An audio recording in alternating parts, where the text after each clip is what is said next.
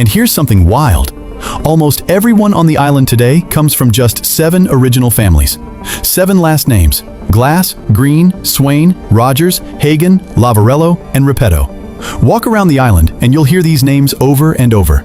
Everyone is related somehow. Now, let's talk about 1961, the year that changed everything. The volcano woke up. The same volcano they've been living on peacefully for over 150 years suddenly became dangerous. Cracks appeared in the ground. Lava started flowing. The entire village was threatened. The British government ordered a complete evacuation. Every single person, all 264 residents, were put on boats and shipped to England. They arrived in a completely different world. Think about that transition. These people had lived their entire lives knowing every single person around them. They had no crime, no strangers, no traffic, no noise. Suddenly, they're in England. Millions of people, cities, cars, television, supermarkets with endless choices. The British government was generous. They gave them homes, jobs, schools for the kids, modern healthcare, everything. And you know what happened? Most of them hated it. They felt lost, overwhelmed, lonely despite being surrounded by people. The noise bothered them. The crowds made them anxious. They had to lock their doors at night, something they'd never done before. They couldn't trust their neighbors because they didn't know them. One man said it perfectly. In England, you can be surrounded by thousands of people and feel completely alone. On Tristan, you're with 240 people and never feel lonely. So here's our 4th question. Why are they still living there? After just 2 years in England, in 1963, most of the islanders demanded to go back. The British government tried to convince them to stay. The volcano could erupt again, they warned. Life will be hard. You'll be isolated. The islanders didn't care. They wanted to go home. They returned and rebuilt their village, and they've been there ever since. But why? Why choose hardship over comfort? I'll tell you what they say. First, community. On Tristan, everyone knows everyone. There's no crime because you can't get away with anything. There's no theft because everyone would know who did it. Children play outside freely. Doors stay unlocked. There's complete trust. Second, simplicity. Life is hard, but it's simple. You wake up, you work. Fishing, farming, helping neighbors. You eat together. You know your purpose. There's no endless scrolling through social media. No comparison with strangers online. No anxiety about missing out. Third, connection. On Tristan, relationships aren't optional. You can't ghost someone. You can't move to a new city to escape problems. You have to work things out.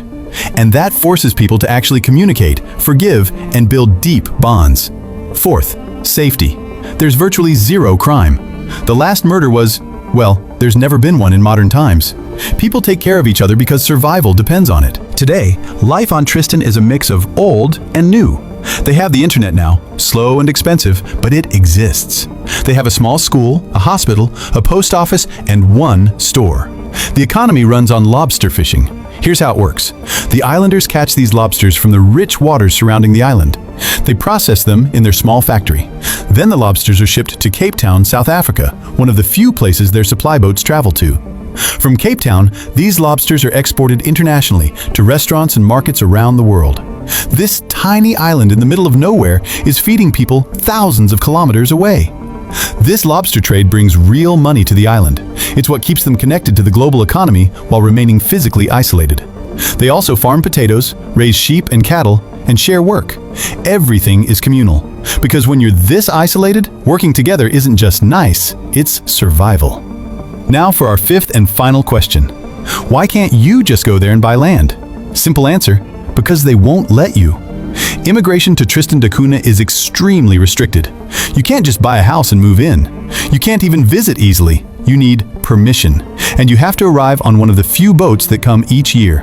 Why so strict? First reason, limited resources. The island is tiny. There's only so much land, fresh water, and food. Adding more people would strain everything. Second reason, the ecosystem. The island and its surrounding areas are incredibly fragile.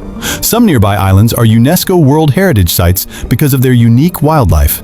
Too many people would destroy that. Third reason, social structure. The community works because everyone knows everyone. They've built trust over generations. Bringing in outsiders could disrupt that delicate balance. Fourth reason, limited jobs. The economy is small.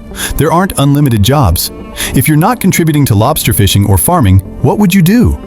So unless you're born there or marry someone from the island, you're basically not getting in. It's one of the hardest places on Earth to immigrate to. Tristan da Cunha isn't perfect. It's hard. It's limiting. It's not for everyone, and that's exactly the point.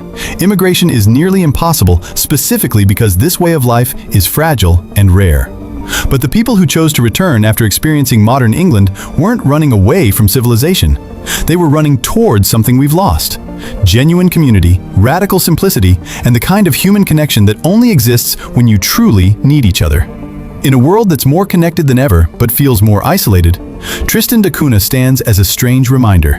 Maybe the solution to our loneliness isn't more options. Maybe it's fewer, deeper connections. Maybe the solution to our anxiety isn't more convenience. Maybe it's embracing the difficulty that creates meaning. The most isolated town on Earth isn't where people go to hide.